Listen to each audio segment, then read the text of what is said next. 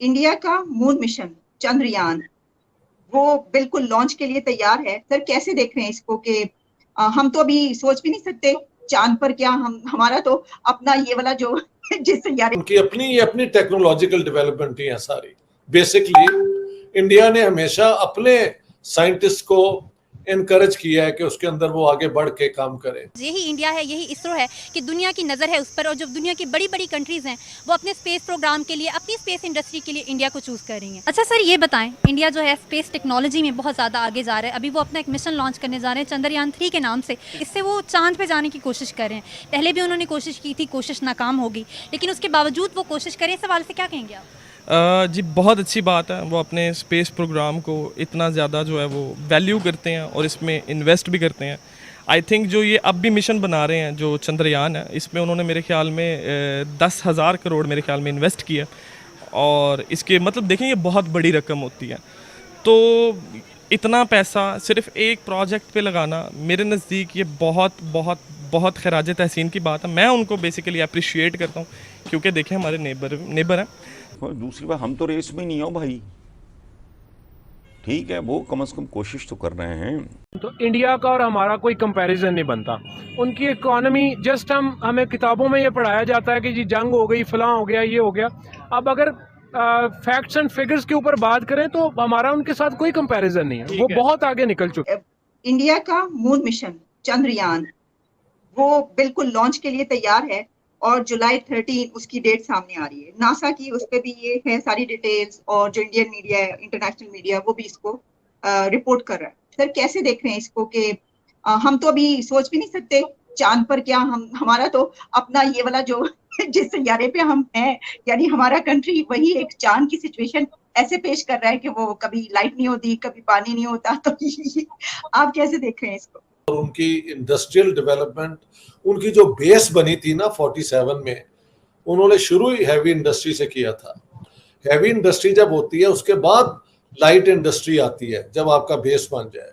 इस तरीके से मैंने देखा हर किस्म की कार अब यहाँ खुद बन रही है। और अभी जहाँ जो मैं हो के आया हूँ बेंगलोर, वो तो इंडिया का हाई टेक कैपिटल है ना। 70 किलोमीटर के अंदर इतनी वहां पे हैं ये आईटी की और हर किस्म की हाई साइंटिफिक प्रोडक्शन यहाँ पे हो रही है। और मुझे कोई बता रहा था कि 17 लाख आईटी इंजीनियर सिर्फ बेंगलोर में काम करते हैं। तो इनकी तरक्की से अब जाहिर है पहले आदमी अपने इर्द गिर्द सारी चीजें डेवलप करता है, फिर वो स्पेस की तरफ जाता है। एक उनकी कोशिश नाकाम हो गई थी, लेकिन उस पर वो काम करते रहे हैं, और उनकी अपनी टेक्नोलॉजिकल डेवलपमेंट ही है सारी। बेसिकली इंडिया ने हमेशा अपने साइंटिस्ट को इनकरेज किया है कि उसके अंदर वो आगे बढ़ के काम करें। तो 13 जुलाई को जैसे आप बता रही हैं, ये मिशन जो होगा तो कामयाब हो जाए तो बहुत खुशी की बात है। India is on the take off stage. एक होती है इंडस्ट्रियल डेवलपमेंट की स्टेज, जहां पे आप कहते हैं टेक ऑफ, जैसे जहाज उड़ता है ना रनवे पे, फिर एकदम उठता है, तो फिर जब उठता है वो ऊपर को जाता है। उसे कह रहे हैं कि इंडिया ने ऑल राउंड डेवलपमेंट की है, सिर्फ एक चीज नहीं की। हमने सारा कुछ छोड़ के तो न्यूक्लियर बम तो बना लिए, क्योंकि हमने उस जिद में कि इंडिया के साथ ये कॉन्फ्रंटेशन ये है वो बना लिया है। लेकिन बाकी सारी चीजें जो होती हैं वो हमने उसे इग्नोर की है। पाकिस्तान का जो है ना एक मौकफ के इंडिया के साथ टक्कर अपोज करना, हिंदुस्तान से नफरत करना, हिंदुओं से नफरत करना, वो डजंट मैटर कौन सी गवर्नमेंट है, मिलिट्री की या आपके पॉलिटिशियंस की। और ये जो है बिलावल भुट्टो, इसने तो हद ही कर दी ना प्राइम मिनिस्टर ऑफ इंडिया को इस बुरे अल्फाज में डिस्क्राइब करके। एक फॉरेन मिनिस्टर को अपने सोच समझ के लफ्ज जो है ना अल्फाज चुनने चाहिए। मगर इंडिया इज गोइंग फॉरवर्ड, और बहुत मतलब सऊदी अरेबिया भी उसके साथ है। अच्छा, मुझे ये भी बताया गया कि इन्होंने जो वैक्सीन बनाई थी इंडिया ने, वो 175 कंट्रीज को इन्होंने दी हैं और अक्सर को फ्री दी हैं। तो गुडविल भी तो बनती है ना इस तरह। पाकिस्तान ने तो अपने लोगों के लिए कोई वैक्सीन नहीं बनाई, क्योंकि इन्होंने सिर्फ सारी एनर्जी डिफेंस में, और वो भी झूठी डिफेंस में, और वो न्यूक्लियर वेपन बना के ये कि हमारे पास न्यूक्लियर वेपन है, हमारे पास न्यूक्लियर वेपन है, तो सो व्हाट, सारी दुनिया के पास आपसे कोई 20 गुना ज्यादा है, 50 गुना ज्यादा है।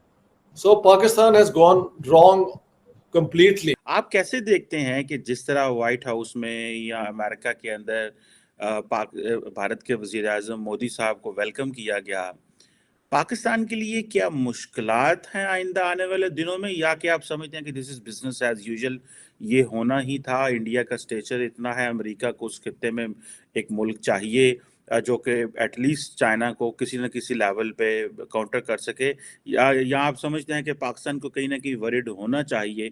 सो what do you make of this sir? चिमर साहब, मेरा अपना ज़ाती ख्याल ये है कि जो अमेरिका की नवाज़शात हैं हिंदुस्तान पर, वो तो बुनियादी तौर पर इसलिए हैं कि वो चीन के खिलाफ हिंदुस्तान को तैयार करना चाहता है, जिसे हम काउंटर वेट का नाम देते हैं। और उसके लिए उन्होंने पूरी स्ट्रेटजी बनाई है, इंडो पैसिफिक स्ट्रेटजी बनी है, जिसमें हिंदुस्तान का एक कलीदी किरदार है।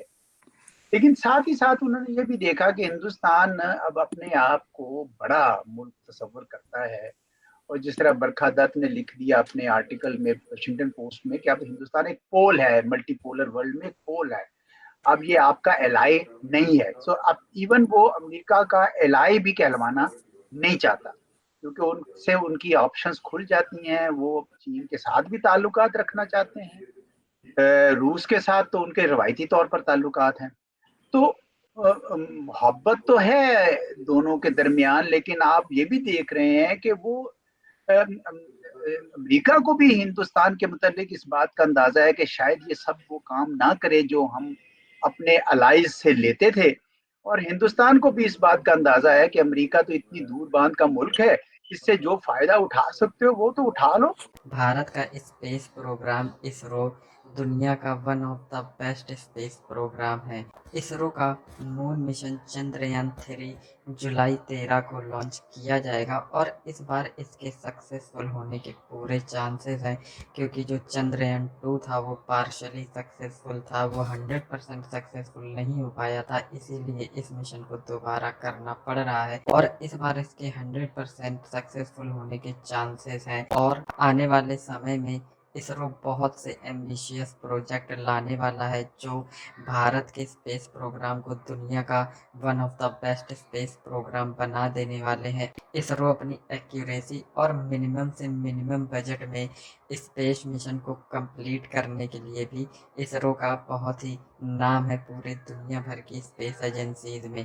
इस पर पाकिस्तानी मीडिया का कहना है कि हम तो रेस में भी नहीं है, भारत कम से कम कोशिश कर रहा है, और पाकिस्तानी मीडिया का ऐसा कहना है कि अगर वो चाहें तो वो बहुत ही तेज़ी से भारत की बराबरी कर सकते हैं, लेकिन शायद उनको ये नहीं पता कि ये सारी टेक्नोलॉजी हासिल करने और इनको मास्टर करने में डेकेड्स लग जाते हैं। और जो पाकिस्तान का स्पेस प्रोग्राम है सुपार्को, वो भारत के इसरो से पहले स्टार्ट किया गया था, लेकिन पाकिस्तान की इनकॉम्पिटेंट पॉलिसीज़ की वजह से उसका कुछ भी ना हो सका।